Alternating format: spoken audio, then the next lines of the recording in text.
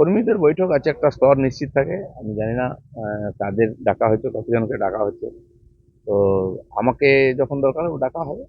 আমি পার্টির মধ্যে পার্টির কাজের সঙ্গেই আছি।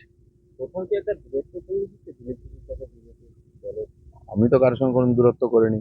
আমি সকাল থেকে ঘুরি, কর্মীদের সঙ্গে বসি, প্রোগ্রাম করি, চা চক্র করি, তিরঙ্গা যাত্রায় হাঁটছি সব জায়গায়।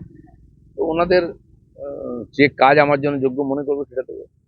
তো এর আগেও সব সভায় যেতাম না। কোর কমিটির মিটিং হলে আমাকে ডাকা হয়, যাই। হ্যাঁ, এরকম কর্মী বৈঠকে আগে ডাকা হয়েছে। এবারে কাদের ডাকা হয়েছে, কি উদ্দেশ্যে ডাকা হয়েছে, পার্টির সংগঠন গঠনতন্ত্র এখনো চলছে। জেলা কমিটি হয়নি, অনেক মন্ডল কমিটি হয়নি, রাজ্য কমিটি নতুন করে হবে শুনছি, সেটাও হয়নি। এই অবস্থায় এই ধরনের কার্যকর্তা বৈঠক হচ্ছে। তো যারা পদাধিকারী হয়েছেন নতুন, হয়তো তাদেরকে ডাকা হয়েছে। পার্টিতে যখন আমাকে যে দায়িত্ব দিয়েছে আমি সেটা পুরো মন প্রাণ লাগিয়ে করেছি। এখন অনেক দিন ধরে কোনো দায়িত্ব নেই আমার পার্টিতে, তো আমি পার্টিতে সমান সক্রিয় আছি।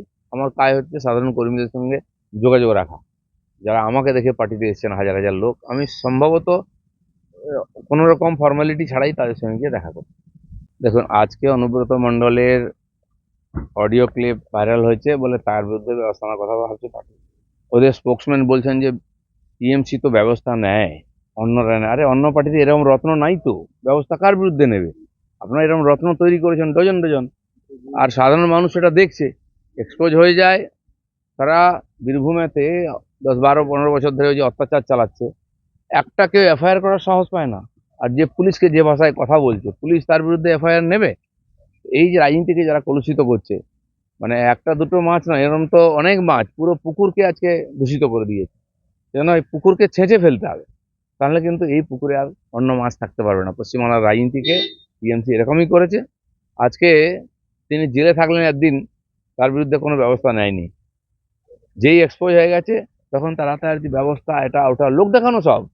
তবু হয়তো কদিন পরে আবার কোনো ঘটনা হবে, ভুলে যাবে। আর ভুলে যায়ও লোকে, প্রেসের কাছেও সময় নেই এগুলো বেশি আর কভার করার। তো সব চাপা পড়ে যাবে, কারণ এই লোকগুলো ছাড়া টিএমসি চলবে না। এরাই টিএমসি। থানায় গেলেন না গেলেন, কি করে দেবে পুলিশ? যে পুলিশকে এই ভাষায় উনি কথা বলেন, যে পুলিশের দম আছে একটা এফআইআর করতে, একটা কথা বলতে, যাবে চা খেয়ে চলে আসবে, ডিসমিস হয়ে যাবে। কিন্তু সাধারণ মানুষ কি ভাবে এদের সম্বন্ধে? আসানসোলে যখন নিয়ে যাচ্ছিল সিবিআই, লোক জুতো ছুঁড়ে মেরেছিল। আজ পুরো পার্টির মুখে জুতো মারা উচিত। এই টিএমসি পার্টিতে থাকলে এই ধরনের জঘন্য মানুষ, এই ধরনের সমাজবিরোধী, এরাই নেতা আছে। বাংলা খবর, আপনার রাজনীতি, আপনার আওয়াজ।